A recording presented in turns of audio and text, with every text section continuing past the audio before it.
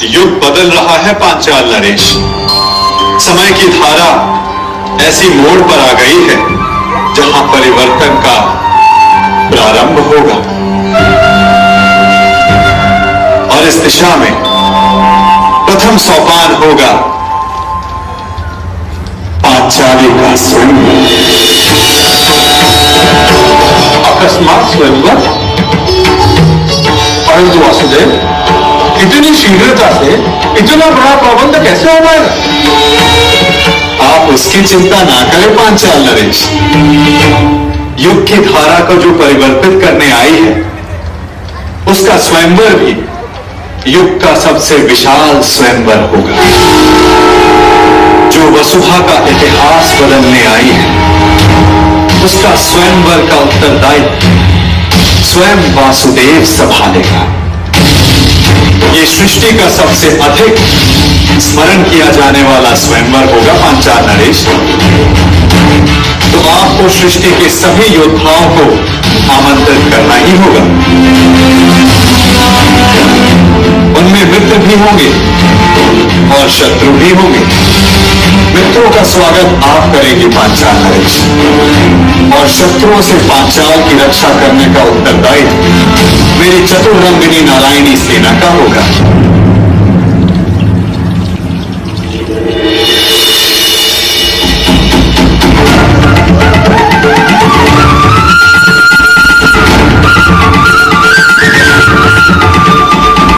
जो पहला ब्राह्मण तुम्हें मिले उसे ये दक्षिणा दे देना और कहना कि पांचाल राजभवन में एक बड़ा उत्सव होगा। जाओ।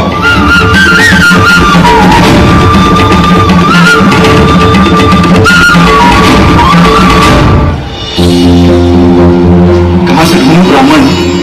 ये तो उनके भिक्षाटन का समय भी नहीं है। वो रहे ब्राह्मण।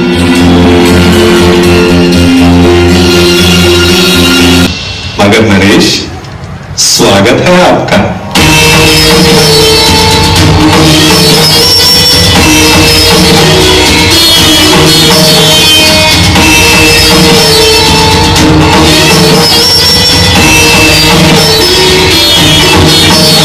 देख रहे हो मेरे होने वाले समय? ये नटखट कैसे चटपट बोले जा रहा है? परंतु तुम घबराना नहीं। इस मायावी की माया को हरने के लिए ही मैं तुम्हारे साथ आया हूं। हाँ? अब तुम देखते हो कैसे इस माखनचोर से तुम्हारा मामा उसकी वाणी चुराता है।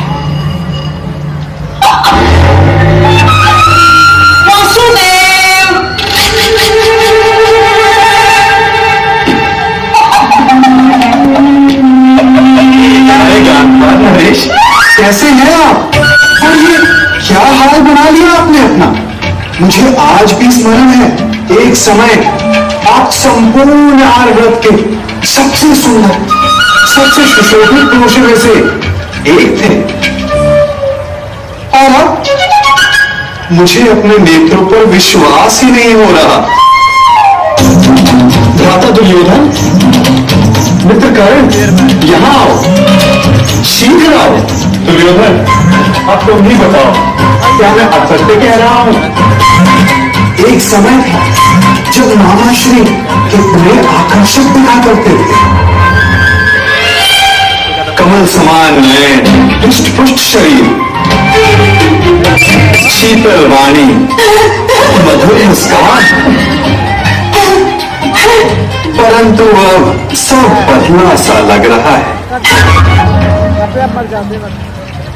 कभी कभी लगाए गए किसी अग्नि का ताप मनुष्य के मुख को झुलसा देता है।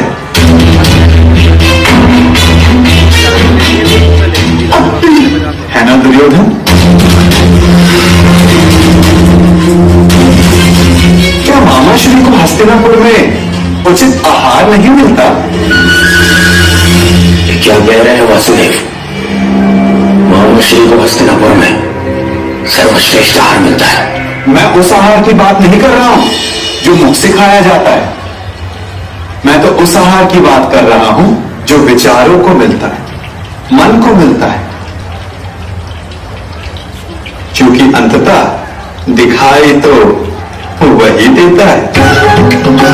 अरे मैं भी क्या बातें लेकर बैठ गया। आइए, आप सबका स्वयंवर में स्वागत है। तुम्हारा भी मित्र कर्ण। बड़ी बात कामधार नरेश, आइए।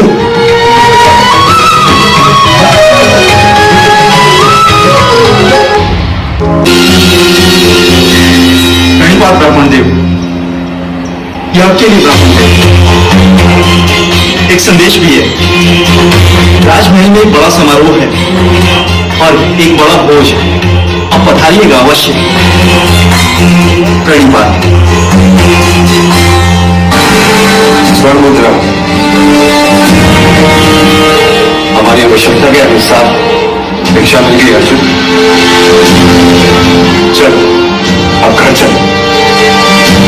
परंतु भ्रातर्षि, मुझे लगता है कि हमें राजप्रसाद चलना चाहिए। कदाचित मेरी माता की हमारी आवश्यकता पूरी हो जाए। हाँ भ्रातर्षि, कदाचित हमें वहां एक के स्थान पर 5 मुद्राएं मिल जाए। जब माताश्री कहेंगी कि आप उससे बांट लो तो सुविधा हो जाएगी। अधिक लालच अच्छा नहीं है लक्ष्य। भूखा रहना भी अच्छा नहीं है भ्रातर्षि। आपने सुना ना, वहां भोज भी है। क्या आप अपने अनुज की क्षुधापूर्ति होते हुए नहीं देखना चाहोगे? यदि ऐसा है तो चलो, तुम्हें भर पेट भोजन करते हुए देखना भी बहुत बड़ा सुख है मेरे लिए। हम राजप्रसाद चलेंगे। आमंत्रित अतिथियों का पांचाल में हार्दिक स्वागत। आप सभी यहाँ मेरी पुत्री याज्ञसेनी के स्वयंवर में भाग लेने के लिए पधारे। इसलिए मेरा भी यह कर्तव्य बनता कि मैं स्वयंवर से आपका परिचय करवा दूं। मंडप के मध्य में वो जो स्थान आप देख रहे हैं, जो इस क्षण यज्ञालिका से ढका हुआ, वही वो परीक्षण जिसमें सफल होने वाला प्रत्याशी मेरी पुत्री से विवाह कर सके। परंतु निश्चित रूप से ये परीक्षण सरल नहीं हो।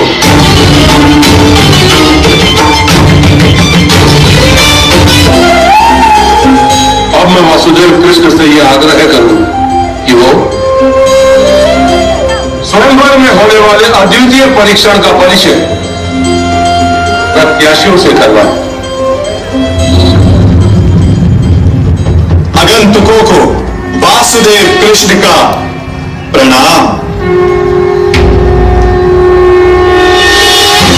आज होने वाला परीक्षण प्रत्येक योद्धा को स्वयं उसके बल, बुद्धि और कौशल से परिचय करवाएगा। इस परीक्षा में खरा उतरने के लिए प्रतिभागी में विलक्षण गुणों का होना आवश्यक है। उसमें वो बल होना चाहिए जिसे मापा ना जा सके। वो दृष्टि होनी चाहिए जो अदृष्ट के परे देख सके। वो एकाग्रता होनी चाहिए जो किसी में ना, और लक्ष्य को बिना देखे भेज सकने का सामर्थ्य भी।